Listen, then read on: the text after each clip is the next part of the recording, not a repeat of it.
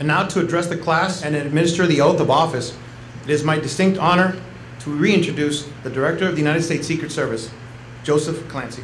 Well, welcome to all of you, all the mothers and fathers and brothers and sisters, colleagues and friends to be here today. It's a very exciting day for the graduating class, but also for us as well. I remember when I received the first call back in 1983. I was selected as a Secret Service agent. That same call that you received. And I know I jumped up in my little apartment. I was so excited. Fortunately, there was no one else in the apartment, so no one heard me, but it was a tremendous, and I remember to this day how excited I was to be part of this agency. I would imagine all of you felt a great sense of pride that day you were selected, and I suspect your family was as well. They were beaming with joy and admiration. Don't ever forget that feeling and the responsibility that comes with your selection. I commend each of you for meeting our requirements. The fact that you are about to become a special agent demonstrates that you have the drive, the sense of purpose, and the persistence to perform the unique duties of the United States Secret Service Special Agent. There's a lot of talent and experience within this class. You were selected from thousands of applicants and endured a battery of interviews and tests just to become a recruit. Now you have successfully completed the rigorous training program. You should be proud. You are now a member of an elite agency with a unique mission. Failure is not an option. You're now part of a legacy of over 150 years. I'm sure that throughout your training, instructors have mentioned you will be witnessing history. The Secret Service was there at the end of the Civil War. We witnessed the Spanish-American War, arrested spies during World War I, traveled with Roosevelt to Malta during World War II. From the Cold War to Operation Enduring Freedom, we have protected America during our nation's journey. Last month, the terrorist organization ISIS attacked the nation of France. It is unfortunate that we cannot stop time, but the United States Secret Service is prepared to meet the challenges that history presents us. Like the thousands of agents before you, you are the next generation to accept this solemn mission. Shortly after the Paris attacks, the President traveled safely under the protection of the Secret Service to Turkey, the Philippines, and Malaysia. This week, the President returned safely from Paris. Throughout these events, the Secret Service mission continued. Our mission did not change. It did not stop. We stand today ready to meet these challenges. The core values of the Secret Service: justice, duty, courage, honesty, and loyalty. These are not just benign terms, but rather expectations, the moral code that binds us together. Do not be tempted to think that they are just words, for just as your commission book states, worthy of trust and confidence, these 5 words represent the character, the legacy of this agency, and the sacrifices made from those who came before you. Speaking of legacies, on October 9th of this year, we lost a valued member of our Secret Service family, Assistant Director Jerry Parr. Anyone here know who Jerry Parr is? Most of you probably do, but don't know him by name, possibly. I'll tell you a little story here. Everyone who has worked in the Secret Service remembers Jerry as the agent who saved President Reagan's life during the assassination attempt in 1981. You all have seen film of Mr. Parr covering the president and throwing him into the limousine and getting him to the hospital. Later, when speaking about the assassination attempt, Mr. Parr stated that what went through his mind as he heard the gunshots. He said, quote, "I sort of knew what they were, and I'd been waiting for them all of my career in a way." That's what every agent waits for, those gunshots, end quote. Although he retired in 1985, Jerry's contributions to this agency are an integral part of our history, just as your contributions will be. I mention Mr. Parr here today to illustrate that the Secret Service stands apart from all other federal agencies in its duties and its mission.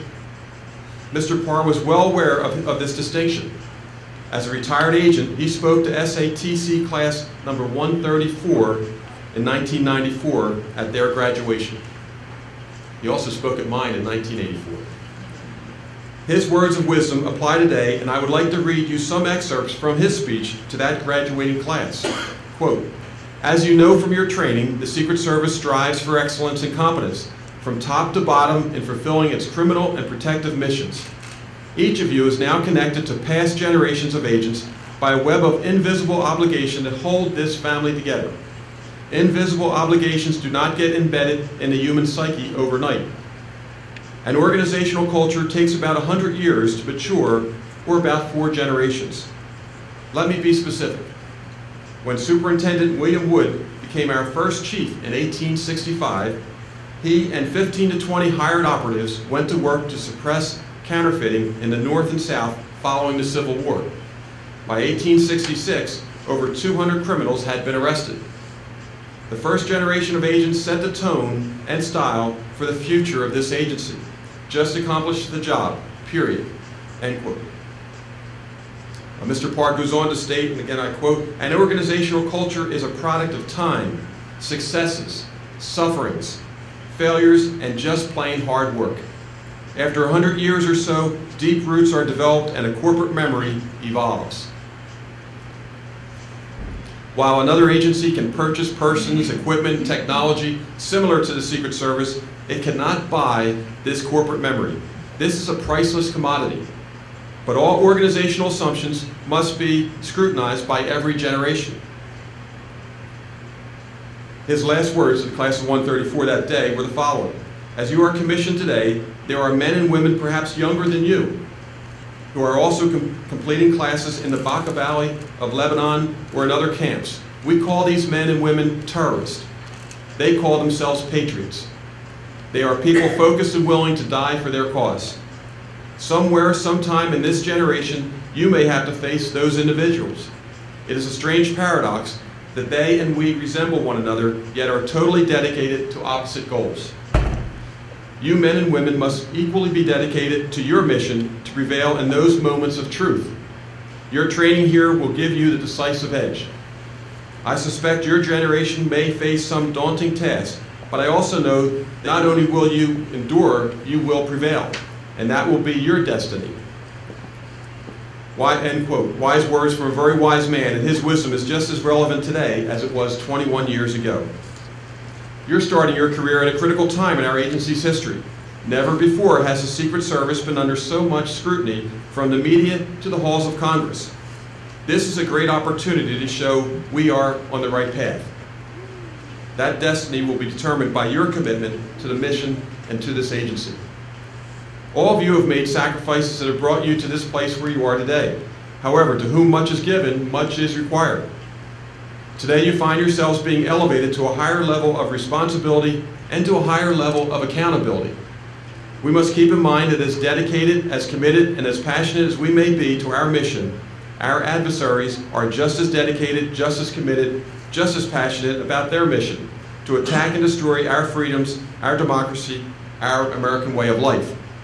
The great philosopher Plato stated, quote, "It does not matter if the cobblers and masons fail to do their jobs well, but if the guardians fail, the democracy will crumble," end quote. I will ask each of you, as you receive your commission book today, to be mindful of the footsteps in which you walk. Remember the men and women who came before you over the past 150 years and who have dedicated themselves to our mission, our duty, and to each other. Throughout the past several weeks, you have developed camaraderie within your class. I hope that you will take that sense of team and mission wherever you go in your careers in the Secret Service. However, I also want to stress that while your work is important, your relationships with your family are even more so. I realize we consider law enforcement as a family, but the family I'm talking about here today is the one who got you here. The family that instilled in you the values and the character that helped you choose law enforcement as your life's career. During my career as an agent, I developed many close friendships, but in the end, we cannot forget the sacrifices our families made. In a few minutes, I will present you with your badge and commission book. This is not a right granted to everyone. It is a privilege reserved for a select few, and it calls for a higher level of personal sacrifice and integrity. I had the distinct honor of placing my signature on your commission book and authorizing you to bear firearms, make arrests, and most important, commending you to the entire world as worthy of trust and confidence. Always remember, the American people have a right to expect this, and those we protect deserve it. I am privileged and proud to be the director of this organization. I respect our distinguished past and have high expectations for you, our future. Your days ahead as a member of the Secret Service will be exciting and filled with both challenges and opportunities. Take advantage of these opportunities and help make this organization one that every employee is proud to be a part of. And now, it's my honor to administer your oath. Please stand. Class 315, raise your right hand and repeat after me. I do solemnly swear that I will support and defend the Constitution of the United States against all enemies, foreign and domestic, that I take this obligation freely without any mental reservation or purpose of evasion, and that I will well and faithfully discharge the duties of the office on which I am about to enter. So help me God. Congratulations to each of you, and let me be the first to welcome and recognize you as United States Secret Service Special Agents.